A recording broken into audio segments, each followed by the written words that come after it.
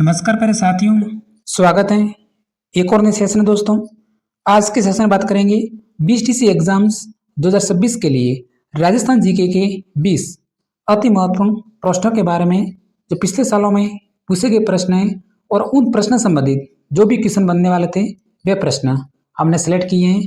तो आज की क्लास में इस 20 प्रश्न में से कम आपको 15 प्रश्न हैं, इसके जो आंसर हैं आपको लाइव सेशन में बताने हैं। तो शुरुआत करेंगे हम प्रथम क्वेश्चन से। गुरु शिखर की ऊंचाई कितनी है? पहला क्वेश्चन है 1729 मीटर, 1722 मीटर, 1727 मीटर या फिर 1539 मीटर। जल्दी से आंसर बताना है इस प्रश्न का। तो हम लॉक कर देते हैं, ऑप्शन नंबर बी है हमारा राइट आंसर है 1522 मीटर। अब देखते हैं क्वेश्चन नंबर सेकंड। गागरोन किला स्थित है। गागरोन किला चित्तौड़गढ़, झालावाड़, सवाई माधोपुर या फिर भरतपुर में। जल्दी से आंसर बताना है। गागरोन किला, अगर हम राजस्थान में जल दुर्ग की बात करें तो सबसे महत्वपूर्ण उदाहरण बनता है गागरोन किला का। तो हम लॉक कर देते हैं, ऑप्शन नंबर बी है हमारा राइट आंसर है झालावाड़ जिले में, ऑप्शन नंबर बी। अगला प्रश्न, क्वेश्चन नंबर थर्ड। चांद बावड़ी स्थित है। चांद बावड़ी बीएसटीसी एग्जाम्स में 2 बार ये प्रश्न पूछा गया है। सिंपल सा प्रश्न, लेकिन अक्सर एग्जाम्स में पूछते हैं तो गलत होने की संभावना रहती है। चांद बावड़ी दौसा, अलवर, भरतपुर या फिर बूंदी में। चांद बावड़ी हम लॉक कर देते हैं, ऑप्शन नंबर ए हमारा राइट आंसर है आबानेरी दौसा। कभी कभी दौसा जिला सीधा नहीं पूछते हैं, केवल स्थान पूछते हैं, तो आबानेरी आपको याद रखना है। ऑप्शन नंबर ए को लॉक कर देना है। अगला प्रश्न, क्वेश्चन नंबर 4। तो बीएसटीसी की एग्जाम्स की तैयारी कर रहे सभी विद्यार्थी हमारी क्लास पर रोजाना आप जुड़ सकते हैं। रोजाना हमारी क्लास लगती है बीएसटीसी एग्जाम्स की। तो मावट की उत्पत्ति किस सागर से? मावट अरब सागर, लाल सागर, भूमध्य सागर या फिर बंगाल की खाड़ी। मावट की उत्पत्ति तो सागर पूछा गया है, हमें लॉक कर देना है ऑप्शन नंबर सी को जल्दी से, भूमध्य सागर। अगला प्रश्न, क्वेश्चन नंबर 5। राजस्थान में सर्वाधिक वर्षा वाला स्थान कौन सा है? सर्वाधिक वर्षा वाला स्थान चिरोई, माउंट आबू, झालावाड़ या फिर बांसवाड़ा। झालावाड़, बताइए सर्वाधिक वर्षा वाला स्थान कौन सा है? तो जल्दी से हमें लॉक कर देना है, ऑप्शन नंबर बी है हमारा राइट आंसर है माउंट आबू सिरोई। स्थान पूछा है, अगर जिला पूछते हैं तो झालावाड़ जिला हो जाता। अगला प्रश्न, क्वेश्चन नंबर 6। संबल नदी का उद्गम स्थल कौन सा है? संबल नदी का उद्गम स्थल स्टेनोग्राफर से लेके आरएस तक पूछा जाने वाला प्रश्न है।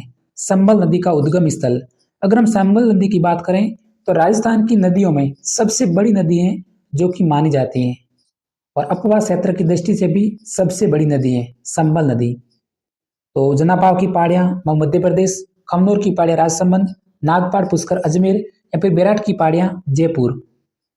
संबल नदी का उद्गम स्थल हम लॉक कर देते हैं, ऑप्शन नंबर ए है जो कि हमारा राइट आंसर है जनापाव की पहाड़ियां महू मध्य प्रदेश। बनास नदी का जो उद्गम स्थल है खमनोर की पहाड़ियां है। लूणी नदी का उद्गम स्थल है नागपाड़ पुष्कर अजमेर है। बाणगंगा नदी का उद्गम स्थल है वो है बेराट की पहाड़ियां Jaipur. Next, question number 7। Rajasthan को किस नदी का जो अपवाह क्षेत्र सबसे बड़ा है? राजस्थान में किस नदी का जो अपवाह क्षेत्र सबसे बड़ा है? हमने इसका जिक्र पहले कर चुके हैं, बीएसटीसी में पूछा गया है। जल्दी से लॉक कर देना है ऑप्शन नंबर ए को, संबल नदी। नेक्स्ट प्रश्न है क्वेश्चन नंबर 8। भवाई नृत्य किस क्षेत्र में प्रचलित है? भवाई नृत्य मारवाड़, मेवाड़, डोंडाड़ या फिर हाड़ौती। भवाई नृत्य, घूमर नृत्य की बात करें तो मारवाड़ है। ढोल नृत्य जालोर का प्रसिद्ध है। बम नृत्य है जो कि अलवर और भरतपुर जिले का है। अग्नि नृत्य है जो कि कतरेसर बीकानेर जिले का प्रसिद्ध है। इसी प्रकार जो भवाई नृत्य है वो है मेवाड़ की भवाई जाति। ऑप्शन नंबर बी को लॉक कर देना है, हमारा राइट आंसर है। अगला प्रश्न, क्वेश्चन नंबर 9। राजस्थान के किस भाग में तालाबों के द्वारा सर्वाधिक सिंचाई होती है। तालाबों के द्वारा सर्वाधिक सिंचाई कौन से भाग में होती है? दक्षिण पश्चिमी, दक्षिण पूर्वी, उत्तर पूर्वी या फिर उत्तर पश्चिमी? जल्दी से आंसर बताइए सभी साथी। रिपीट होने वाला प्रश्न है, पटवार से लेके सीईटी एग्जाम्स तक। तालाबों द्वारा सर्वाधिक सिंचाई कौन से क्षेत्र में होती है? तो हमें लॉक कर देना है, ऑप्शन नंबर बी है हमारा राइट आंसर है, दक्षिणी पूर्वी क्षेत्र, ऑप्शन नंबर बी। अगला प्रश्न, क्वेश्चन नंबर 10, पटेलिया बीसी और लालर हैं। पटेलिया बताइए, स्त्रियों के आभूषण, आदिवासियों का पहनावा, पर्वतीय लोकगीत या फिर राजस्थानी लोकगीत? पीटीटी में पूछा है, क्योंकि बीएसटीसी की तरह ही पीटीटी का एग्जाम्स होता है। कई अभ्यर्थी दोनों साथ में फॉर्म भरते हैं, पीटीटी का भी भरते हैं, बीएसटीसी एग्जाम्स की भरते हैं। फिलहाल बीएसटीसी एग्जाम्स की बात करें तो कट ऑफ ज्यादा रहती है पीटीटी एग्जाम्स की तुलना में, तो इसमें आपका कंपटीशन है बीएसटीसी एग्जाम्स में। पटेलिया, पीसीओ और लालर हैं, तो है ऑप्शन नंबर डी को लॉक कर देना है, हमारा राइट आंसर है राजस्थानी लोकगीत। क्वेश्चन नंबर 11, आहार सभ्यता स्थित है। आहार सभ्यता बनास नदी पर, माई नदी पर, संबल नदी पर या फिर लूणी नदी पर? आहार सभ्यता सेकंड ग्रेड और पीटीटी में पूछा गया है, जल्दी से मैं लॉक कर देना है, ऑप्शन नंबर ए है हमारा राइट आंसर है बनास नदी पर। अगला प्रश्न, क्वेश्चन नंबर 12, किस नदी, किस झील के किनारे टोड रॉक व नन रॉक हैं जो कि प्रसिद्ध हैं और राजस्थान की सबसे बड़ी और सबसे ऊंचाई पर स्थित है और ज्वालामुखी क्रेटर के नाम से भी जाना जाता है? तो किस झील के किनारे टोड रॉक और नन रॉक जो कि प्रसिद्ध हैं? ऑप्शन नंबर ए को लॉक कर देना है, नक्की झील, माउंट आबू सिरोही जिले में स्थित है। सिलीसेट झील अलवर में, पिछोला झील उदयपुर में, आना सागर जिले जो कि अजमेर में। तो ऑप्शन नंबर ए। नेक्स्ट प्रश्न, क्वेश्चन नंबर 13, किस फसल को उनालू के नाम से भी जाना जाता है? कौन सी फसल है जिसे उनालू के नाम से भी जाना जाता है? उनालू और सियालू, अगर उनालू को याद है तो सियालू की फसल है अपने आप आपको याद हो जाएगी उनालू के नाम से। ऑप्शन नंबर बी है हमारा राइट आंसर है रबी की फसल, ऑप्शन नंबर बी। तो सियालू की फसल है खरीफ में, उनालू की जो फसल है वो है रबी की फसल। नेक्स्ट प्रश्न, राजस्थान में सर्वाधिक पशुओं की संख्या वाला जिला कौन सा है? सर्वाधिक पशुओं की संख्या वाला जिला, बाड़मेर, जैसलमेर, बीकानेर या फिर जयपुर? पिछली क्लास में इस प्रश्न को हमने सिलेक्ट किया था, तो ऑप्शन नंबर ए को लॉक कर देना है, बाड़मेर जिला। अगला प्रश्न, राजस्थान में सर्वाधिक पशु किस प्रजाति का है?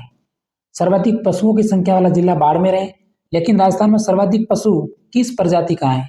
भेड़, भैंस, बकरी या फिर गोवंश? सर्वाधिक पशु, तो सर्वाधिक जो पशु है राजस्थान में वो है बकरी, ऑप्शन नंबर सी को लॉक कर देना है। और कौन से जिलों में? तो है बाड़मेर जिले में, बकरियों की सर्वाधिक संख्या वाला राजस्थान का जो जिला है वो भी बाड़मेर है, तो ऑप्शन नंबर सी। नेक्स्ट प्रश्न, गजरा आभूषण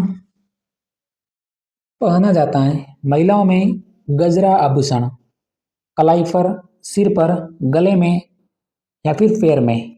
गजरा आभूषण, उस आभूषण के उदाहरण हमने अलग से आपको समझाया है जो कि एग्जाम्स में अक्सर पूछते हैं।